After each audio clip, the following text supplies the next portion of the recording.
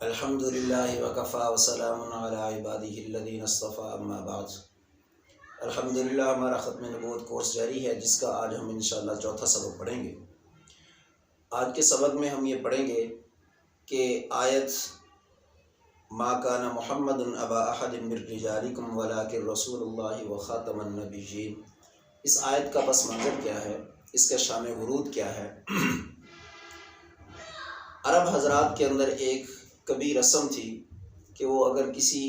لڑکے کو کسی کو اپنا منہ بولا بیٹا بنا لیتے تھے، جس کو لے پالک بھی کہتے ہیں، تو وہ اس کے لیے وہی احکام لاگو کرتے تھے جو ایک حقیقی بیٹے، ایک نسبی بیٹے کے لیے ہوتے ہیں، جیسے اس کی بیوی سے نکاح کرنا طلاق کے بعد وغیرہ ذالک، نسب کے اندر، وراثت کے اندر۔ تو اللہ رب العزت نے اس کبھی رسم کے خاتمے کے لیے آپ صلی اللہ علیہ وسلم کو یہ حکم دیا کہ جب حضرت زید رضی اللہ تعالیٰ عنہ نے، جو آپ صلی اللہ علیہ وسلم کے منہ بولے بیٹے تھے اور لوگ ان کو زید بن محمد کہتے تھے، تو جب انہوں نے حضرت زینب رضی اللہ عنہ کو طلاق دے دی، تو اس کے بعد اللہ رب العزت کے حکم سے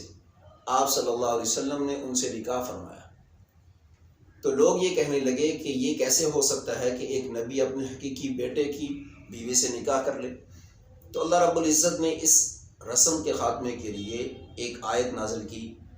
پہلے تو ارشاد فرمایا وما جعل ادعیاکم ابناءکم ذالکم قولکم بافواہکم،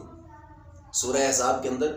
کہ جن کو تم اپنے منہ بولے بیٹے بنا لیتے ہو، یہ حقیقی بیٹے نہیں ہیں بلکہ یہ تمہارے منہ کی باتیں ہیں۔ اور پھر فرمایا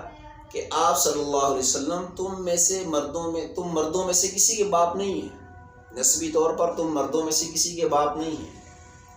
آپ کے بیٹے بچپن کے اندر دنیا سے انتقال فرما گئے۔ تو جب مردوں میں سے آپ صلی اللہ علیہ وسلم کسی کے باپ نہیں ہیں، تو آپ صلی اللہ علیہ وسلم کے لیے یہ حکم نہیں ہے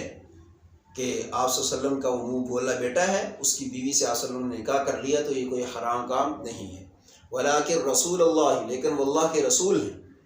اور بحیثیت رسول آپ صلی اللہ علیہ وسلم نے یہ عمل کیا تاکہ اس کبھی رسم کا پختگی کے ساتھ اور تاکیدی طور پر اس کا خاتمہ ہو سکے۔ آگے فرمایا